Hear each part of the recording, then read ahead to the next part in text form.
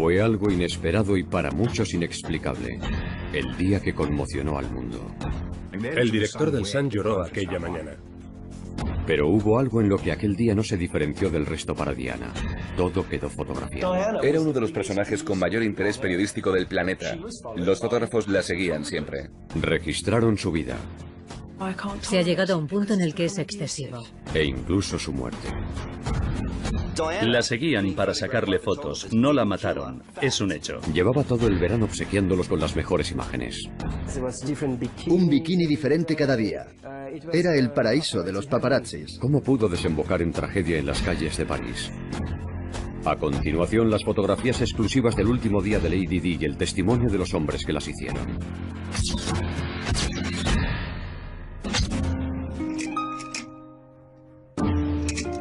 Si hay un personaje actual del que tenemos imágenes para poder repasar su vida entera, es sin duda de Diana, la princesa de Gales. Ha sido la mujer más fotografiada de la historia. Cada una de las fotografías contaba una historia. Y la del día de su muerte fue el último acto de un drama que comenzó 7 semanas antes en la Riviera Francesa.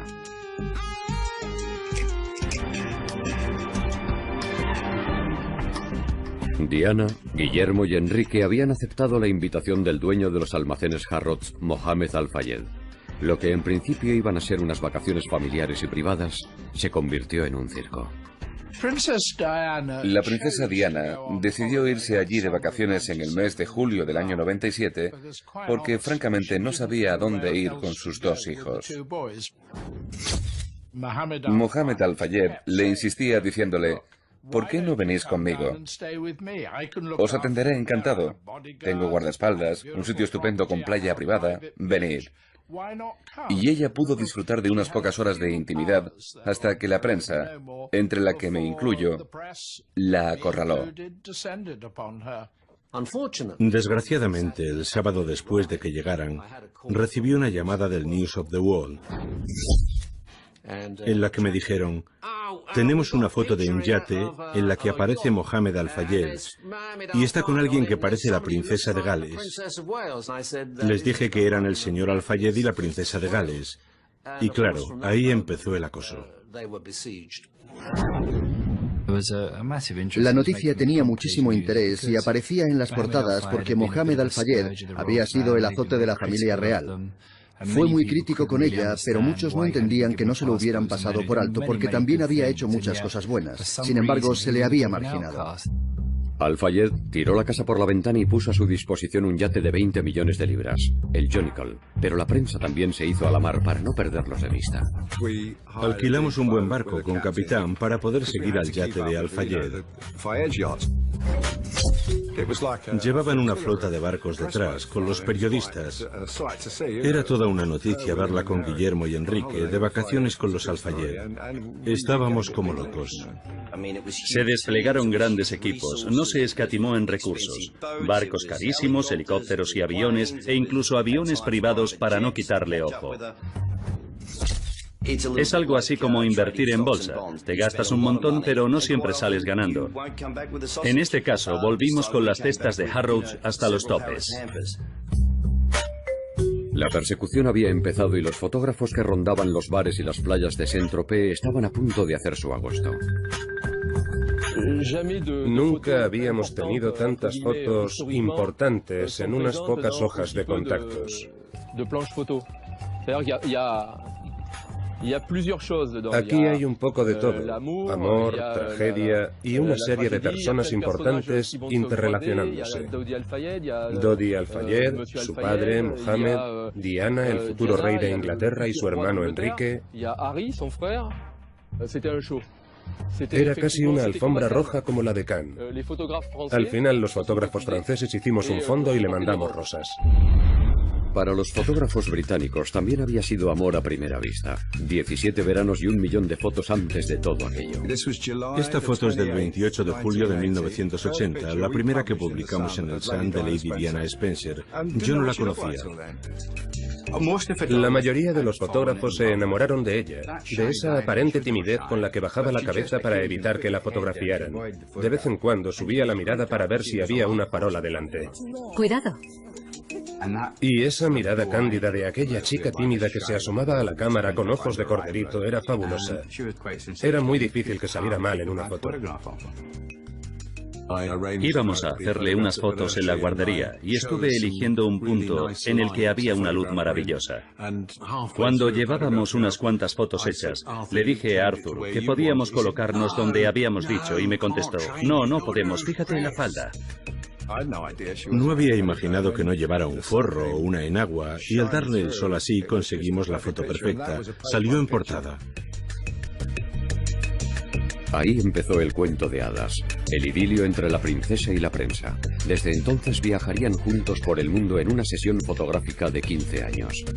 Al principio fue divertido, pero con el tiempo la relación empezó a deteriorarse. Para cuando llegaron a Saint-Tropez pendía de un hilo. Un día Diana decidió que ya había tenido bastante. De repente, bajó las escaleras y se metió corriendo en una lancha. Yo fui a coger la cámara y nos dijo, nada de fotos. Vimos que venía a hablar con nosotros. Nos preguntó, ¿por qué estáis aquí? ¿Por qué está usted aquí, señora? Y nos dijo, Guillermo dice que nos tendríamos que ir de Inglaterra y vivir en otro país. Escucharla me hizo sentir responsable. No me gustaba la idea de que se exiliara por nuestra culpa. Y luego dijo, lo que voy a hacer ahora os va a sorprender. Estaba al borde del llanto. Se veía que estaba disgustada. Yo pensé que volvería a la casa, daría un portazo y no la volveríamos a ver en todo el día. Entonces vimos que salían con motos de agua. Ella iba sentada detrás de Enrique y empezó a posar, a hacer numeritos y dar vueltas. Fue rarísimo. Los periodistas no sabían que sería su última sesión fotográfica y que las palabras de Diana los atormentarían desde entonces. Jamás olvidaré aquel día ni las fotos que hicimos. Nos dijo que nos sorprendería lo que le iba a pasar. Eso fue en julio y al mes siguiente estaba muerta. Era el verano de 1997 y la mujer más famosa del planeta disfrutaba de sus vacaciones en compañía de sus hijos y de la prensa internacional.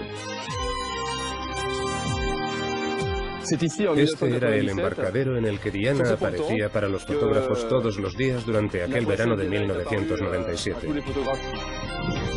Era fantástico porque cada vez llevaba un traje de baño distinto y teníamos muchas Dianas diferentes. Con el chaleco salvavidas, con un bañador rojo, con el de leopardo. Era totalmente extraordinario.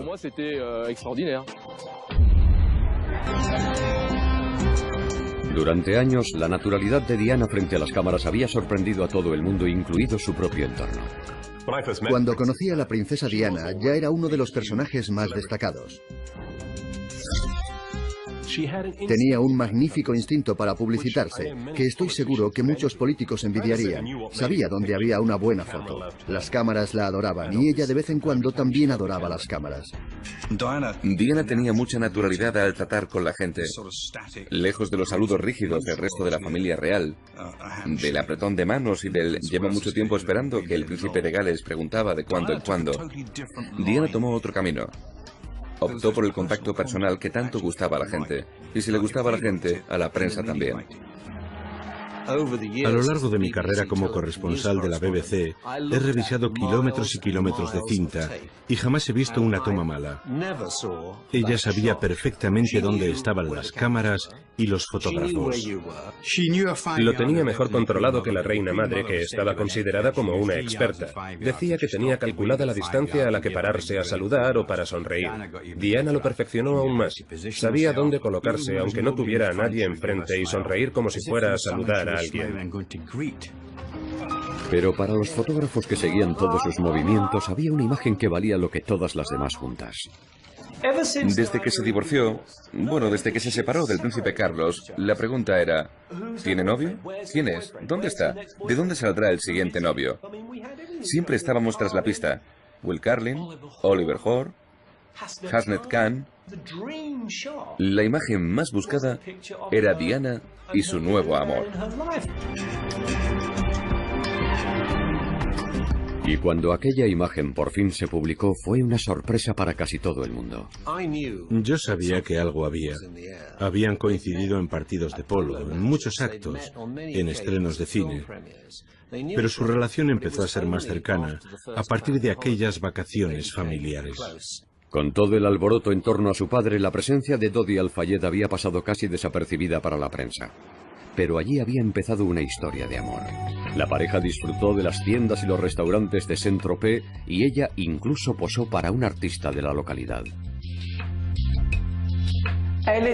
Vinieron a medianoche y empecé con el retrato. Le pedí que se colocara aquí y Dodi Al-Fayed se quedó a esperarla porque habían estado cenando y luego iban a salir a tomar algo. Quise mostrar su sensibilidad, la magia que esta mujer desprendía.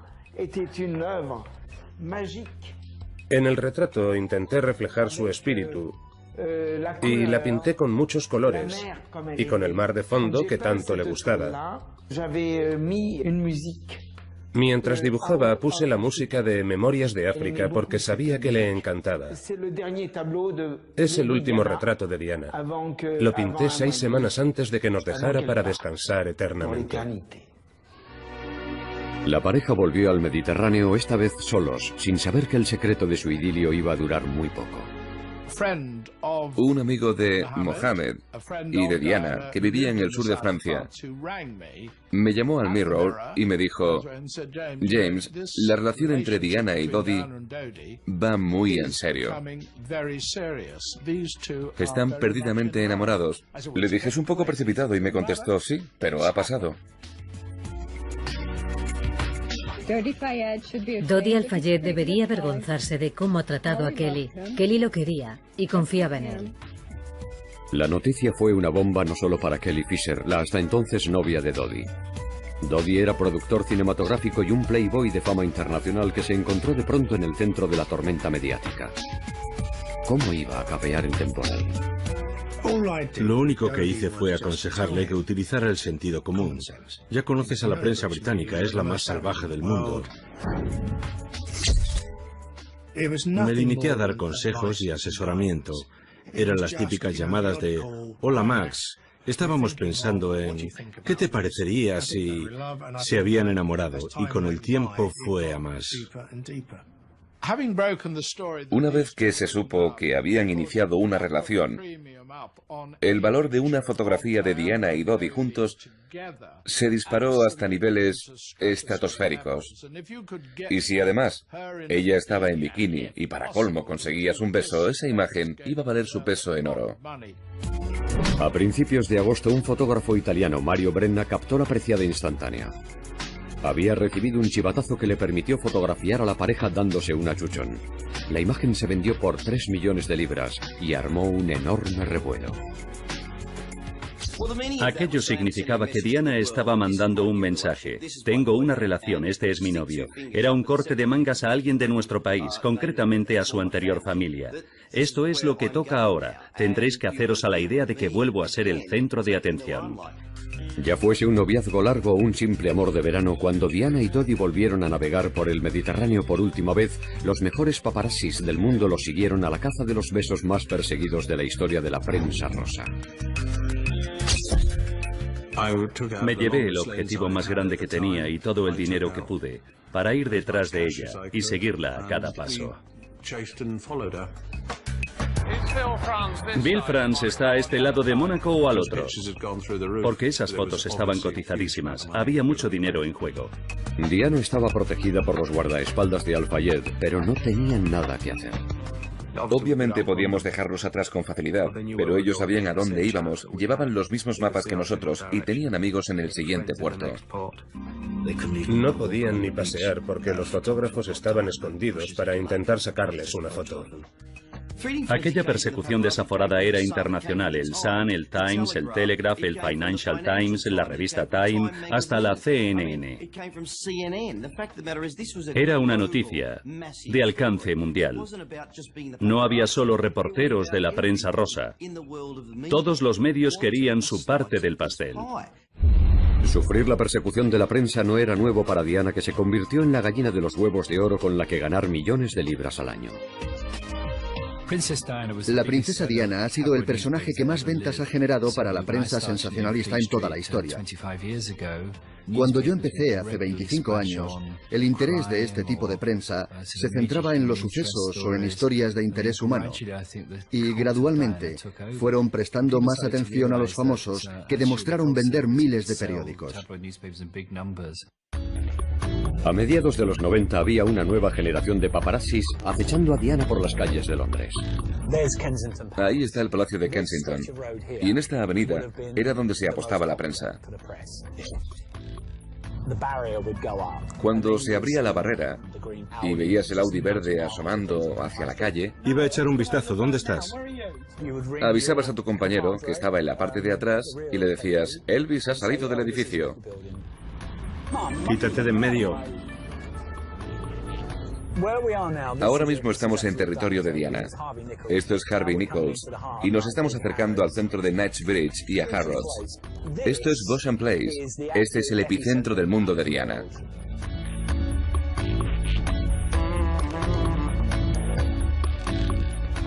Este es el restaurante San Lorenzo, el favorito de la princesa, que se convirtió en el más famoso del mundo.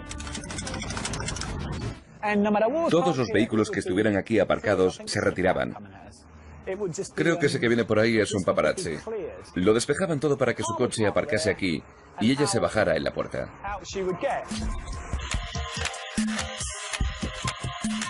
Se había abierto la veda. La gente de la calle le hacía fotos y llamaba a las redacciones. Imagínate cómo habría sido ahora con los teléfonos con cámara. Este es el Club Harbour, lleno de cochazos. La plaza de aparcamiento de Diana era esa, o la de enfrente. Si era uno de esos días que quería que se le hicieran fotos, salía sin prisa. Si no quería fotos, empezaba el juego. No les digo el juego a la prensa. Al principio establecí una relación con los periodistas que funcionaba, pero ahora han sobrepasado los límites y ha llegado a un punto en el que es excesivo. Es un acoso. En la semana anterior a que concediera la entrevista al programa Panorama, la etapa del asedio de la prensa estaba en su máximo apogeo. Durante años he sido como un buen producto que se expone en las estanterías y vende mucho. Todo este muro estaba lleno de escaleras, desde aquí hasta el final. ¿Qué habrá? ¿130 metros? No quedaba un centímetro libre en toda la pared. Estábamos en el centro del huracán y la situación estaba descontrolada. Estábamos inmersos en una historia que no iba a terminar nunca. En el verano de 1997, la persecución salió de las calles de Londres para extenderse por todo el mundo. Llegó a Italia, al funeral de Versace y a Grecia, donde estuvo de vacaciones con amigos. En las últimas semanas de su vida, Diana trajo de cabeza a los paparazzis. Era agotador seguirle el ritmo. La siguiente parada fue Bosnia, en una visita que realizó en su cruzada contra las minas antipersonas. Ahí sacó provecho de la persecución de la prensa. Vio a niños mutilados por las minas y se dio cuenta de que podía hacer algo. He venido yo y conmigo todos los medios, la BBC, la ITV, Sky News. Toda la prensa está cubriendo esta noticia, pero no por su propio interés, sino porque yo la he traído. Pero lo que el mundo estaba esperando era la fotografía de Diana y Dodi. Los precios se dispararon y finalmente fue un fotógrafo francés quien se llevó el gato al agua. Solté la moto, cogí la cámara y vine corriendo. Llegué justo a tiempo, porque vi que Diana y Dodi acababan de llegar al embarcadero.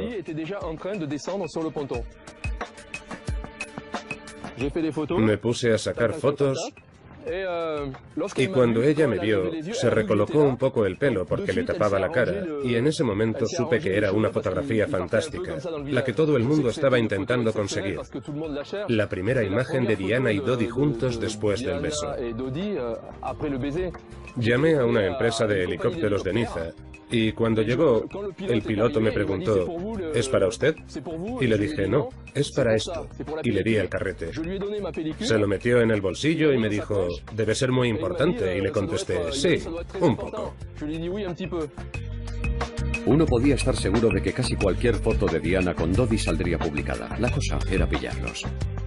Estuve 6 días allí compartiendo gastos con otros fotógrafos. Ellos se rindieron porque habíamos gastado mucho. Después nos enteramos de que estaba en la bahía de al lado.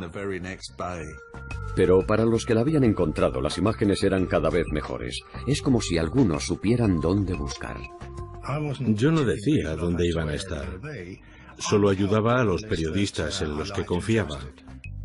Pero algunos empezaron a sospechar que la filtración procedía del propio Jonicle. Hola, Ken. ¿Puedo pasarme a enseñarte unas fotos?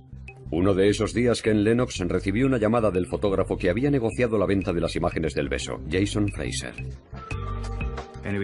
Entró y se puso a colocar unas 140 fotografías sobre la moqueta del despacho del director. Cuando las miramos, vimos que eran fotos de Dodi y Diana juntos. Estaban cariñosos, haciéndose caricias y ese tipo de cosas. Hay una foto monísima en la que se ve a Diana hablando por teléfono. El fotógrafo que la hizo y al que conozco personalmente me dijo, me estaba llamando a mí para preguntarme qué tal habían quedado las fotos. ¿Es posible que después de todas las quejas por el acoso estuviera ella organizándolo todo? ¿E incluso que llevara años haciéndolo? Pero aunque hubiera sido así, muchos habrían dicho, ¿y qué? Diana me llamaba a menudo. Nos dijo, si venís a Kensington High Street sobre las 4, podréis hacer unas fotos estupendas. Y así fue. Estuvieron en McDonald's y tomamos unas imágenes que dieron la vuelta al mundo. Semanas después, en una entrevista, dijo, pero bueno, si me siguieron hasta McDonald's. La relación de Diana con la prensa era más complicada de lo que podíamos imaginar. Comía con los directores de las revistas y tenía sus reporteros de cabecera. Y a medida que la guerra con la familia real se recrudecía, utilizó a los medios para llegar a su fuente de poder: la opinión pública. Cuando rompió el protocolo hablando directamente con la prensa, posiblemente estaba queriendo decir, puede que el resto de la familia real pague a sus gabinetes de comunicación para informar a la prensa. Mi marido es un ejemplo de ello, pero yo me ahorro el dinero y los informo directamente. Aquello me dio que pensar y me dije, puede que no apruebe lo que hace, pero al menos se encarga ella misma del trabajo sucio. Independientemente del motivo que hubiera detrás de aquellas fotos, poner celoso a un antiguo amante, incordiar a la familia real o mostrar su felicidad, la situación estaba a punto de cambiar. Su intención era pasar una noche en París, pero pronto todo se le iba a ir de las manos. De lo que no se dio cuenta es de que después de haber dado todas esas fotos geniales no es tan fácil decir, bueno chicos, se acabó. La princesa de Gales estaba empezando una nueva vida con otro hombre. Dime qué periodista de toda la historia diría, venga chicos, hemos llegado a París, dejemos las cámaras y volvamos a casa. Despedido. Esta historia no se iba a terminar cuando alguien dijera, corten. No funciona así. Aquello no había hecho más que empezar. Estaban en París, la ciudad del amor con su Torre Eiffel y su Arco del Triunfo, y los paparazzis más decididos del mundo.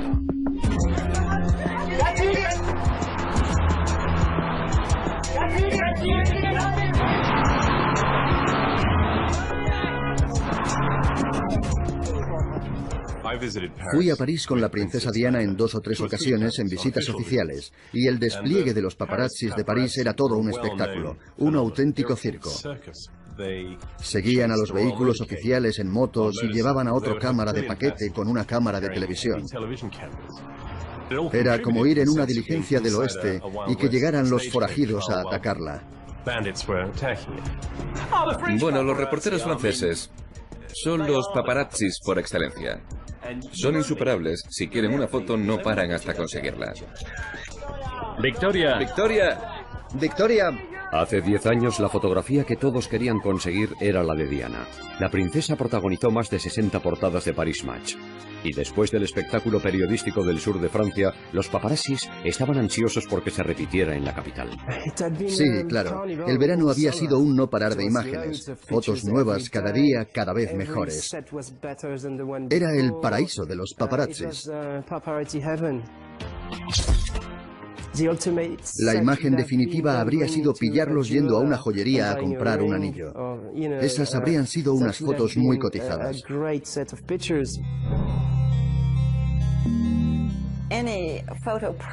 Cualquier agencia de prensa que se precie querría cubrir la llegada de la princesa Diana a París. Así que cuando recibimos la llamada de un diario británico avisándonos de que Diana iba a aterrizar en Le Bourget en un avión privado, acompañada por Dodi Al-Fayed, nos pusimos en marcha. Cuando el avión de Diana aterrizó, había un montón de fotógrafos esperando a captar el momento. Ahí fue donde los personajes que protagonizarían la tragedia del túnel del alma se encontraron por primera vez. Vemos a Diana bajando del avión y a Dodi saludando a Guy Paul, el conductor del coche de acompañamiento aquella tarde, que sería quien iría al volante del Mercedes la fatídica noche del accidente. También están Trevor Rhys-Jones y Kes Winfield, los guardaespaldas.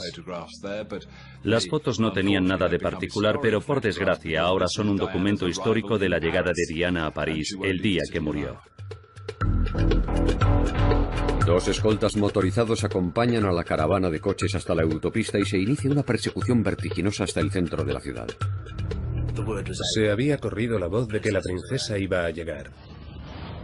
Eran los reporteros más agresivos que habíamos visto en todo el verano.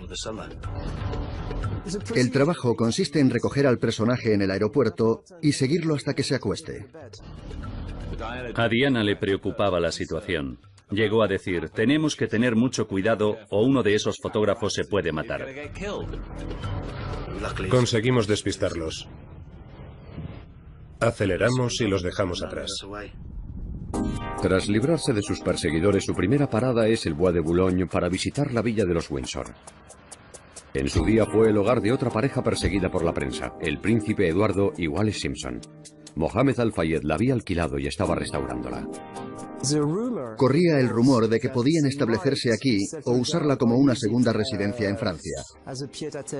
Como no, nos entusiasmaba la perspectiva de que la princesa de Gales se fuese a mudar aquí con su nuevo amante. Así que, por supuesto, se corrió la voz rápidamente. A continuación, Diana y Dodi salen del Bois de Boulogne para trasladarse al centro de la ciudad, directos hacia los reporteros. No es tan difícil perderse en París, en serio. Se puede uno esconder bien. Era obvio que iban al Ritz, porque el padre de Dodi es el dueño del hotel. Pero si lo que quieres es pasar desapercibido, hay un hotelito en los Campos Elíseos en el que puedes pasar una noche maravillosa. Dodi y Diana entran al Ritz por la puerta trasera y evitan ser fotografiados. Diana se queda descansando mientras Dodi va a una joyería cercana. Más tarde, un empleado le llevará 2 anillos al hotel para que los examine al detalle. Cuando salen del hotel hay un puñado de fotógrafos esperándolos y cuando llegan al apartamento de Dodi en los Campos Elíseos empiezan los primeros enfrentamientos. Según todas las versiones, el mayor altercado de aquel día se produjo en ese momento. Los guardaespaldas tuvieron que imponerse físicamente para que los fotógrafos no se les acercaran demasiado. Hubo enfrentamientos y discusiones violentas. Los fotógrafos no solo obstaculizaron sus movimientos, sino que se comportaron de forma agresiva y ofensiva. En el interior del apartamento, Diana y Dodi se relajan. La princesa se está tomando una copa de vino blanco mientras escuchan música. Mientras tanto, los guardaespaldas se van poniendo cada vez más nerviosos porque Dodi no les ha dicho dónde tienen pensado ir después. Llamé a la puerta. Entré a la salita y se lo pregunté directamente delante de la princesa. Primero intenté que el mayordomo le preguntara dónde íbamos a ir esa noche, que le pidiera más información, pero no sirvió de nada. Así que cuando salimos de allí, ni Kes ni yo sabíamos dónde los teníamos que llevar. Salieron muy rápido. Hice unas cuantas fotos sin tiempo para enfocar ni encuadrar ni hacer nada especial. Me limité a tirar ráfagas. Pero Diana y Dodi no ofrecen a los paparazzis la imagen que todos están buscando, la de los dos juntos. La persecución ha empezado. Los paparazzis se suben en las motos y los coches y los siguen. ¿Por qué? Porque ellos quieren hacer su trabajo. Quieren esa fotografía. No llevan armas, sino cámaras, y no disparan balas, sino instantáneas. En mi opinión, aquello no tenía ningún sentido.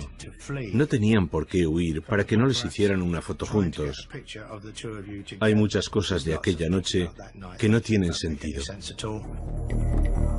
Tienen una mesa reservada en un restaurante de moda, pero se ponen nerviosos y deciden cambiar de planes sobre la marcha. Vuelven al Ritz, pero los empleados no están avisados y los fotógrafos se abalanzan sobre sus presas. Las imágenes más famosas que les hicieron aquella noche, cuando aún estaban vivos, son las de la llegada al Ritz. Dos de nuestros fotógrafos consiguieron sacarlos juntos en el asiento trasero del Mercedes. Esta fotografía de sus últimas horas es una de las que más he vendido en toda mi carrera. Es curioso porque a Diana no se le ve la cara, pero a las revistas les encanta esta imagen porque se les ve nerviosos. Es muy distinta de todas las del cuento de hadas de Saint-Tropez, con los bikinis, las motos de agua y toda esa puesta en escena para que lo captaran las cámaras. Esta no tiene nada que ver y se nota. Esta es la vida real. Diana sale primero del coche y Dodi unos segundos después. Siguen sin tener imágenes de ellos dos juntos. Sí, podían haber posado. Pero ¿cuál es el mantra de cualquier fotógrafo? Una más, por favor, solo una más. No se acaba nunca. A las 10 menos 10 de la noche del sábado 30 de agosto, las cámaras graban a Diana por última vez. Aquel día en París no se tomaron imágenes en movimiento de Diana, aparte de las del circuito cerrado de televisión del Ritz. Son las últimas imágenes de aquel icono con vida, en las que no se la ve especialmente contenta. Pero los iconos no siempre están felices, ¿verdad? Si hubiera visto esa expresión cuando me encargaba de su imagen, me habría dado cuenta de que había un problema, de que era necesario arreglar las cosas. Deduzco que ella se estaba dando cuenta de que las cosas no estaban saliendo como había previsto. En el vestíbulo del hotel, la princesa se echa a llorar. Se puso a llorar. Y creo que fue por eso por lo que Dodi vino como una exhalación hacia nosotros cuando entramos en el vestíbulo del Ritz y nos dijo: ¿cómo ha podido pasar esto? No perdí los nervios. Le dije que nada de eso habría pasado si nos hubieran dicho a dónde íbamos. Todos los fotógrafos de la ciudad se dirigen al Ritz. Entre ellos está Jacques Langevin, un reportero gráfico que ha recibido varios premios y ha cubierto algunas de las noticias más importantes de los últimos años. Delante del Ritz había un montón de periodistas, turistas, curiosos, coches yendo y viniendo. Había un montón de gente preguntándonos a los fotógrafos qué estaba pasando, qué estábamos haciendo y a quién estábamos esperando. Esperando a la princesa Diana. Entre los perseguidores también estaba Nicola Arsov, fotógrafo de la agencia Shipa que, como Langevin, pasará la noche entre rejas. Estaban los mismos fotógrafos que llevaban allí todo el día, pero había muchos más turistas. Creo que llegó un autobús de japoneses o de chinos, porque sabían que Lady Di estaba allí. Así que la plaza estaba llena de turistas aquella noche. Ni siquiera dentro del hotel tienen forma de escapar de las miradas de los curiosos. Una vez que estuvieron dentro del Ritz, Dodi decidió que iban a cenar en el Espadón, el restaurante del hotel. Se sentaron y vieron que la gente los miraba. En París es normal que te miren, sobre todo si eres famoso. Es parte de nuestra cultura. Así que decidieron subir a la habitación. Mientras la pareja se retira a la suite imperial, a la planta baja llega el último protagonista de la tragedia, el responsable de seguridad del Hotel Ritz, Henri Paul. Habla con los guardaespaldas y el personal del hotel antes de salir a la plaza a evaluar la situación. Vino a hablar con nosotros para tranquilizarnos y contarnos cómo y cuándo iban a salir. No os preocupéis, van a salir por la puerta principal. No hace falta que vayáis a la puerta trasera. En unos 20 minutos estarán preparados, tranquilos. Nos dio tantas explicaciones que nos pareció sospechoso. Según el testimonio de los guardaespaldas, en todo momento la idea había sido salir por la puerta principal del Ritz. Pero en el último momento, a Dodi se le ocurrió que lo mejor era salir por la puerta de atrás, sin guardaespaldas y con Henri Paul al volante. En las imágenes de las cámaras de seguridad vemos que Dodi habla con los guardaespaldas. Desde que comenzaron sus vacaciones, esta es la situación más tensa en la que se vieron envueltos. El acuerdo fue que yo iría con ellos, no iba a dejar que se fueran solos. Mientras la pareja organiza su huida, el plan ya está condenado al fracaso. Los paparazzis se conocen todos los trucos. Seguro que habría varios en la parte de atrás vigilando. Había mucha gente alrededor del coche, unos 5 o 6 fotógrafos. No estoy seguro, porque no recuerdo bien lo que hice. No llegué a ver mis fotos, porque me las confiscó la policía. Todavía las tienen los negativos. Esas instantáneas son las típicas fotografías robadas por los paparazzis y, por desgracia, se han convertido en las últimas imágenes de aquel grupo de personas antes de que se mataran. A las 12:20, Diana y Dodi huyen del Ritz directamente hacia la posteridad. ¿Qué nos puedes contar de lo que ocurre en el hospital? Parece que la situación es preocupante. En la redacción del Sun teníamos todos los canales de televisión puestos a la vez. E íbamos observando que en vez de los presentadores del turno de noche, fueron apareciendo presentadores cada vez más importantes, con sus trajes y sus corbatas negras. Así que nos dijimos, está claro, ya verás. Steven, perdona que os interrumpa. Acabamos de recibir información De París sobre la princesa Diana de Gales. Hacía mucho que no pensaba en ello. No suelo pensar sobre aquello, pero fue muy impactante. De pronto estábamos hablando de ella en pasado. Era surrealista. ¿Cómo es posible que la princesa de Gales haya muerto en un accidente de tráfico? Nos quedamos paralizados, sin movernos. Fue un shock.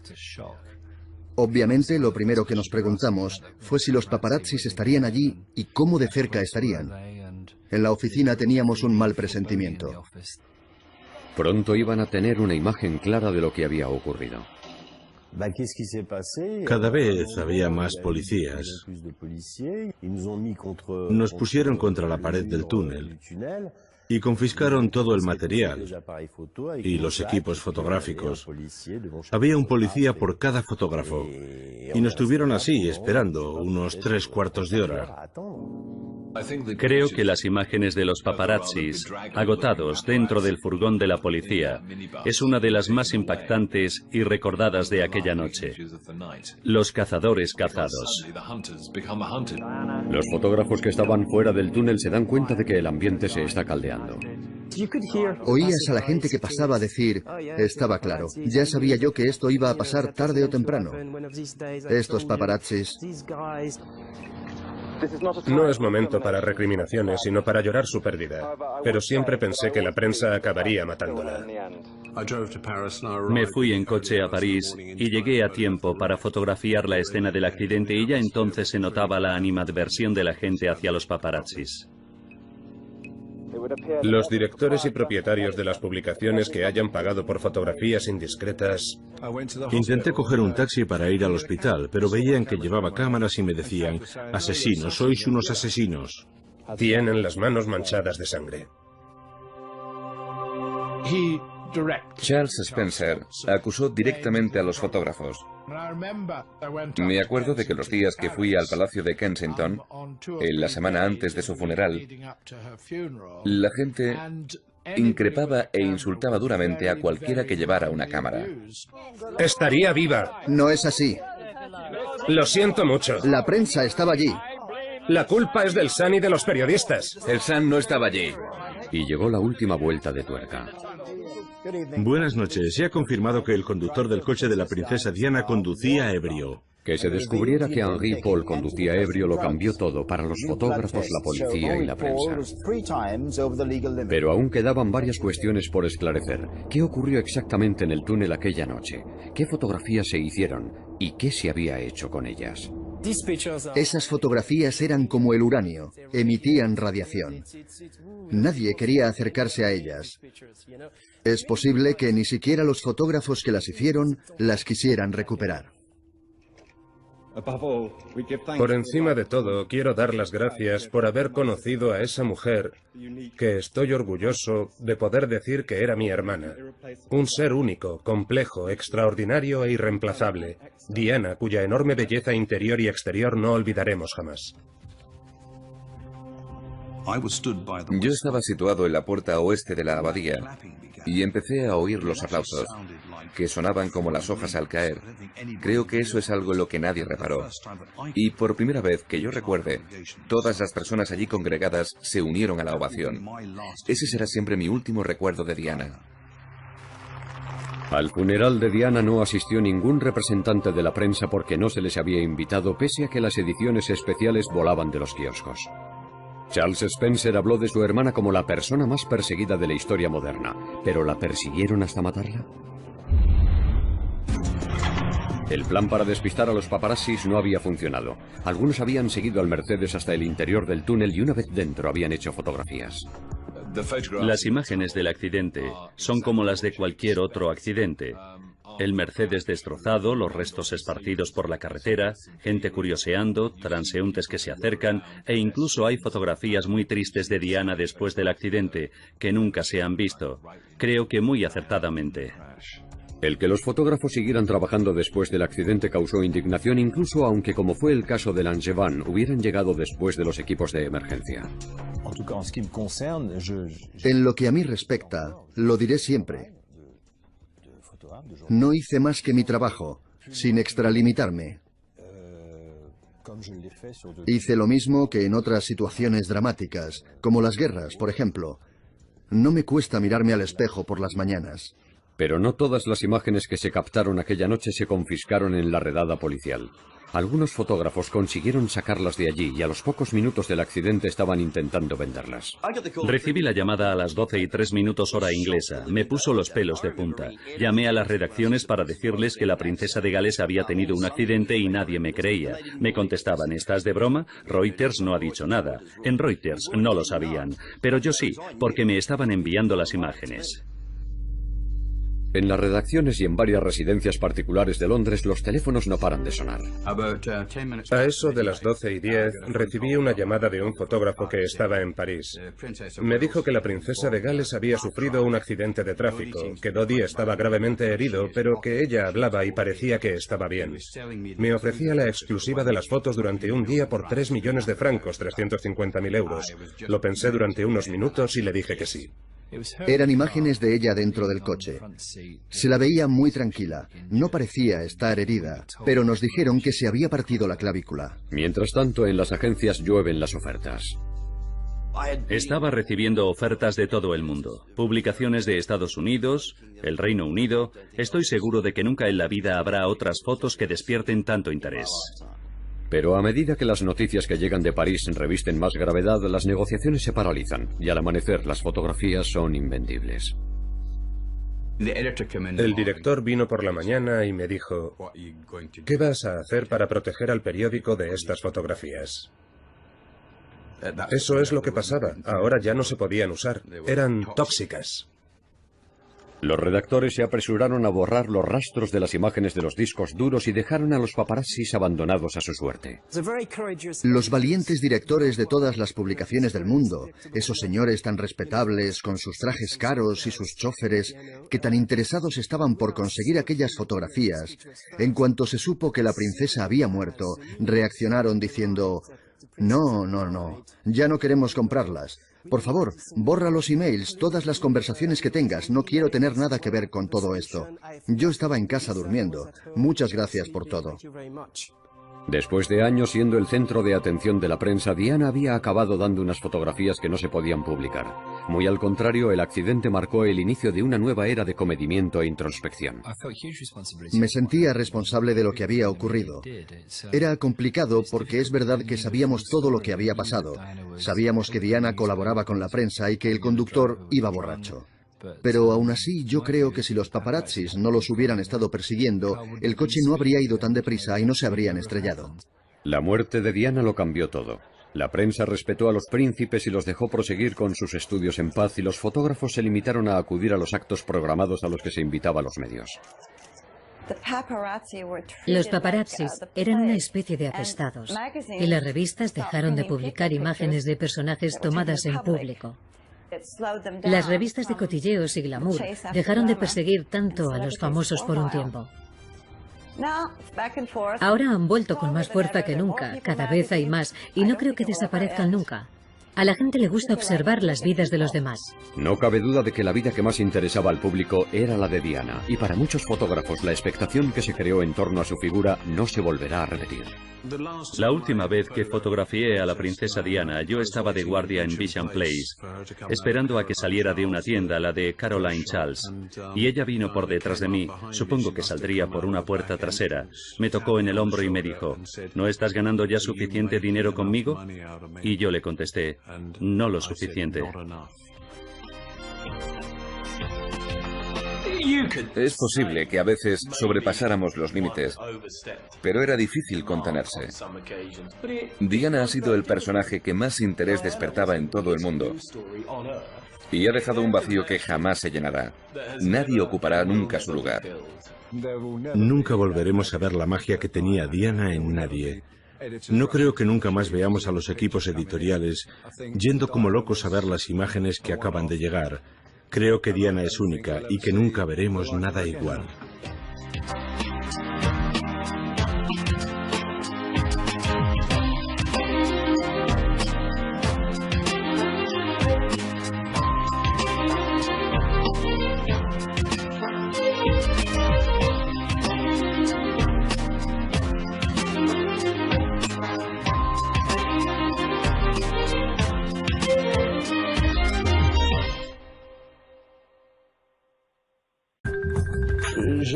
Nunca habíamos tenido tantas fotos importantes en unas pocas hojas de contactos. Aquí hay un poco de todo, amor, tragedia y una serie de personas importantes interrelacionándose. Dodi Al-Fayed, su padre, Mohammed, Diana, el futuro rey de Inglaterra, y su hermano Enrique. Era casi una alfombra roja como la de Cannes. Al final los fotógrafos franceses hicimos un fondo y le mandamos rosas. Para los fotógrafos británicos también había sido amor a primera vista. 17 veranos y 1 millón de fotos antes de todo aquello. Esta foto es del 28 de julio de 1980, la primera que publicamos en el Sun de Lady Diana Spencer. Yo no la conocía. La mayoría de los fotógrafos se enamoraron de ella, de esa aparente timidez con la que bajaba la cabeza para evitar que la fotografiaran. De vez en cuando subía la mirada para ver si había una farola delante. Cuidado. Y esa mirada cándida de aquella chica tímida que se asomaba a la cámara con ojos de corderito era fabulosa. Era muy difícil que saliera mal en una foto. Íbamos a hacerle unas fotos en la guardería y estuve eligiendo un punto en el que había una luz maravillosa. Cuando llevábamos unas cuantas fotos hechas, le dije a Arthur que podíamos colocarnos donde habíamos dicho y me contestó, no, no podemos, fíjate en la falda. No había imaginado que no llevara un forro o una enagua, y al darle el sol así conseguimos la foto perfecta. Salió en portada. Ahí empezó el cuento de hadas, el idilio entre la princesa y la prensa. Desde entonces viajarían juntos por el mundo en una sesión fotográfica de 15 años. Al principio fue divertido, pero con el tiempo... Con un bañador rojo, con el de leopardo... Era totalmente extraordinario.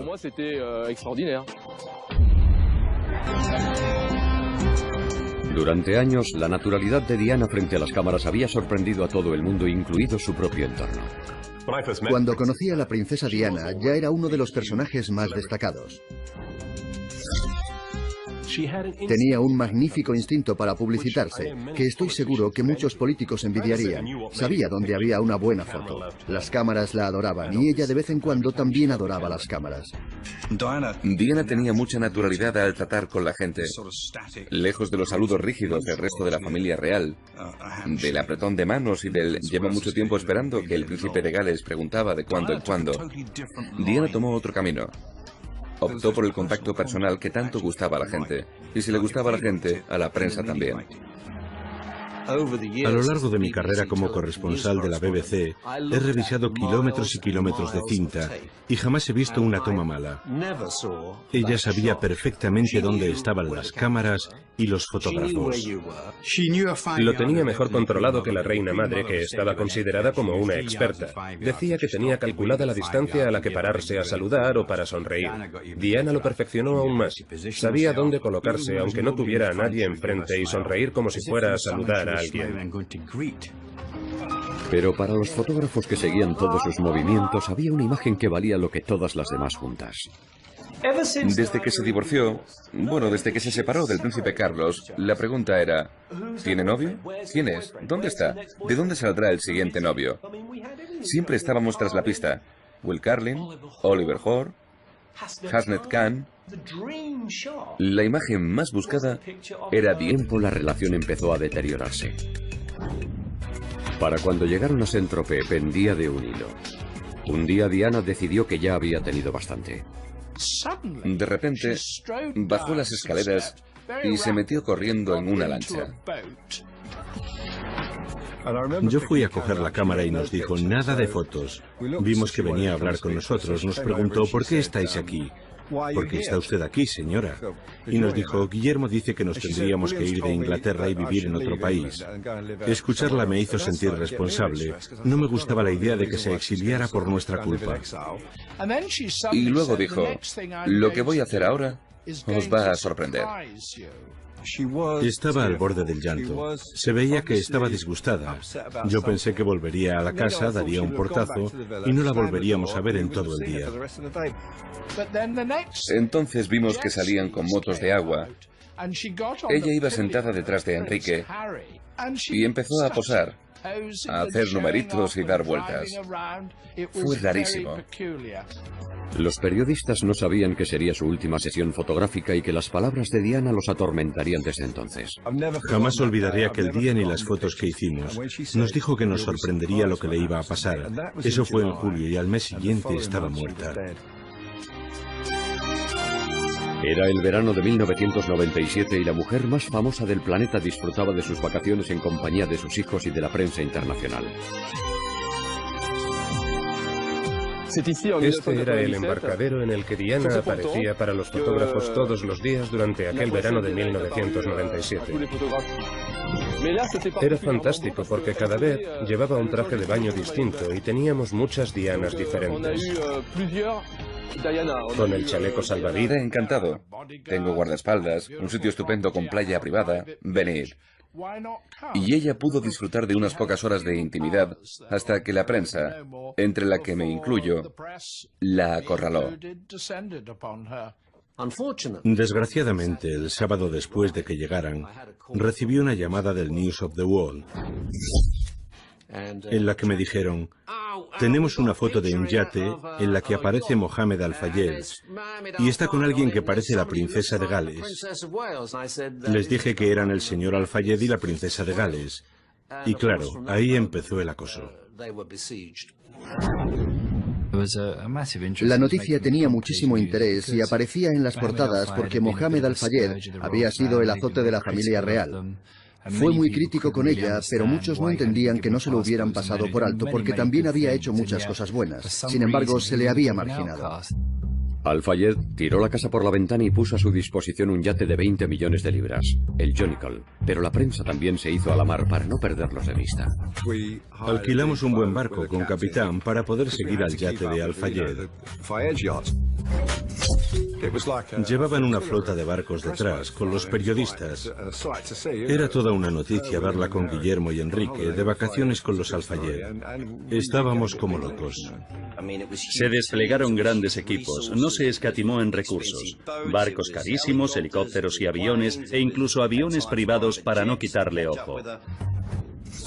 Es algo así como invertir en bolsa. Te gastas un montón, pero no siempre sales ganando. En este caso, volvimos con las cestas de Harrods hasta los topes. La persecución había empezado y los fotógrafos que rondaban los bares y las playas de Saint-Tropez estaban a punto de hacer su agosto.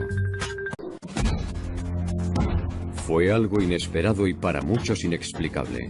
El día que conmocionó al mundo. El director del Sun lloró aquella mañana. Pero hubo algo en lo que aquel día no se diferenció del resto para Diana. Todo quedó fotografiado. Era uno de los personajes con mayor interés periodístico del planeta. Los fotógrafos la seguían siempre. Registraron su vida. Se ha llegado a un punto en el que es excesivo. E incluso su muerte. La seguían para sacarle fotos, no la mataron, es un hecho. Llevaba todo el verano obsequiándolos con las mejores imágenes. Un bikini diferente cada día. Era el paraíso de los paparazzis. ¿Cómo pudo desembocar en tragedia en las calles de París? A continuación, las fotografías exclusivas del último día de Lady Di y el testimonio de los hombres que las hicieron.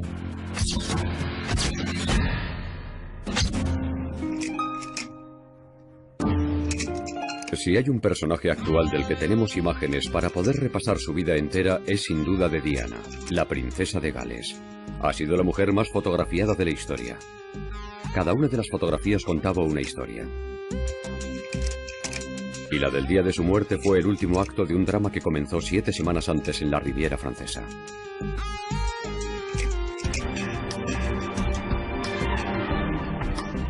Diana, Guillermo y Enrique habían aceptado la invitación del dueño de los almacenes Harrods, Mohamed Al-Fayed.